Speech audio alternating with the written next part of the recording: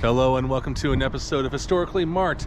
I am in Indianapolis, Indiana. Well, actually, I'm technically in Speedway, Indiana, which is where the grounds of the Indianapolis Motor Speedway are, and of course that's where I'm at right now. And behind me is the museum. It is temporarily closed. I'll have more on that in a second. But I'm going to give you a little tour of the grounds of the Speedway. Yes, it is the most important single event here in the United States. Once a year, it happens on Memorial Day weekend, and that's usually when the best race car drivers do a 500-mile run around this really long racetrack. And I mean, yeah, I'll admit I don't really know very much about racing. I'm not much of a fan. I mean, like, I don't really know like the whole leagues and all that and what makes a good race car driver and whatnot. Like Danica Patrick or Jeff Gordon, yeah, you can tell I'm a little outdated, but I will show you, as part of the tour, we went inside the pagoda, which is where, like, right where the begin and end part is, and I'll show you parts of the track. We are not allowed to go on the track today because Chevy was doing some sort of showcasing event on there, and as the tour guide was even saying that some days the track is open, some days it's not. Once in a while a corporation will, like a car company, will have like some sort of event, like to test drive their cars on the track, and you know, I understand.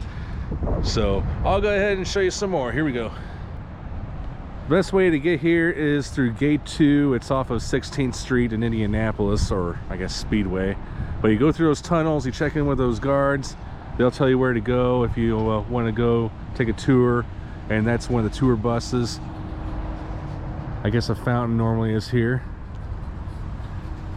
But like I said, the museum is not open because it has not been updated since the 1970s, according to my tour guide.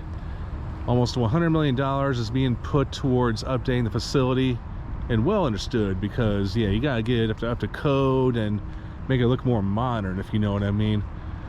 So it looks like there's a couple markers up there.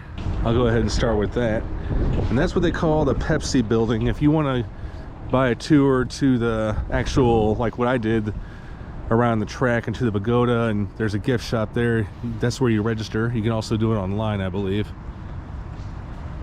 I did not do it in advance, by the way. So Indianapolis Motor Speedway, here we go. Constructed in 1909, the Speedway has contributed significantly to the advancement of automotive technology and development of safety devices. It is unchallenged as the world's oldest continuously operated race course and the site of the largest one-day sports event anywhere. Listed on the National Register of Historic Places and dedicated on the 59th running of the 500, May 25th, 1975. Well, as I'm doing this video, this is the 108th year they did it, in 2024. I'll see if there's anything else around these grounds.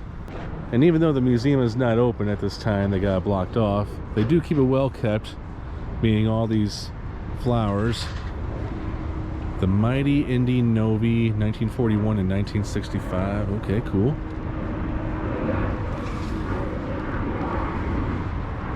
Yeah, they don't even have doors on there, it's just all boarded up. But they said April 2025 is when they're going to have a grand reopening. It's going to be a big deal. Well, shoot, if they're going to spend $90 million on renovating this thing, it better be a big deal. Yeah, $90 million is a lot of money to me. But yeah, really cool. And this is from 1970, Indiana 500, driver AJ Foyt. Now, supposedly there's a National Historic Landmark plaque somewhere floating around here, because this was designated a National Historic Landmark some point in time, but I can't go past that blockade. But hopefully they didn't take it down during the whole restoration process. So like I said, yes, this is home to the Indianapolis 500, but also the Brickyard 400. Which was by NASCAR since 1994. It was also formerly the home of the United States Grand Prix and Indianapolis Motorcycle Grand Prix. A little worth mentioning there. And some other minor events that happen here are the IMSA Sports Car Championship, the Sports Car Vintage Racing Association, like the Indian Legends Charity Pro-Am race, also the GT World Challenge America, the Ferrari Challenge North America, and the Lamborghini Super Trofeo North America. Wow. And the tour guide was telling me people from around the world come here Memorial Day weekend, of course, for the Indianapolis 500. I mean, yeah, so it's not just an American thing. I mean, people from outside the country do race on the Indy 500, and it amazes me. I mean, my camera's not really doing any justice, but because I just want to show you how massive this raceway is, and the stands. I mean, look at all this. This is supposed to seat 350,000 people. And I was even asking him, I said, well, where in the world do these people park? Well, I'll show you later in the video. Excuse me.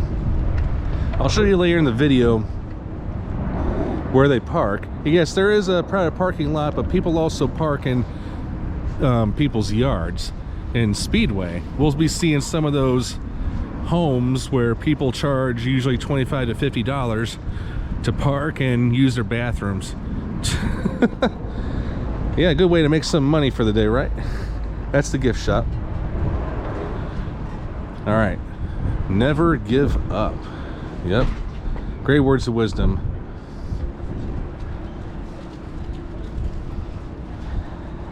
Gonna give you a little tour brief of this.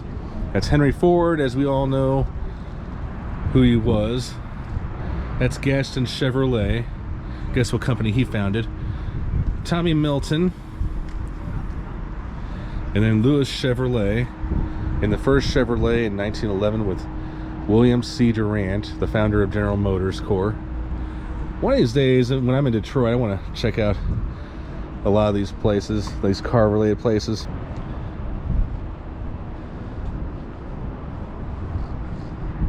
But yeah, look at this. I mean, how massive this is. Now that building over there is actually really old. That is the medical center. I'll show you a picture of it.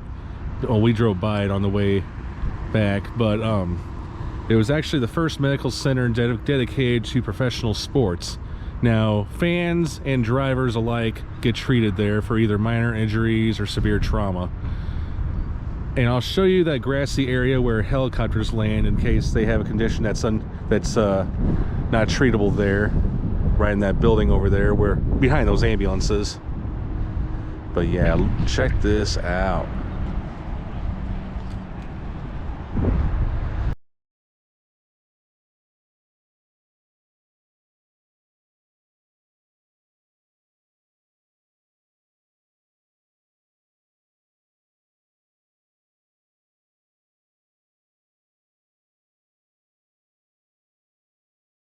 And as part of the tour, we're going to be going in that pagoda to the top floor, take a look at the track. And yes, this brick, it goes all the way, this is like the brickyard, they call it, or the brick path. But that's where it starts and that's where it ends. Like, they know they've ran one lap when they cross this. And it goes, and it goes that way. So the tour guide brought us to the top floor, which is one of the most expensive suites people can rent out during the big event.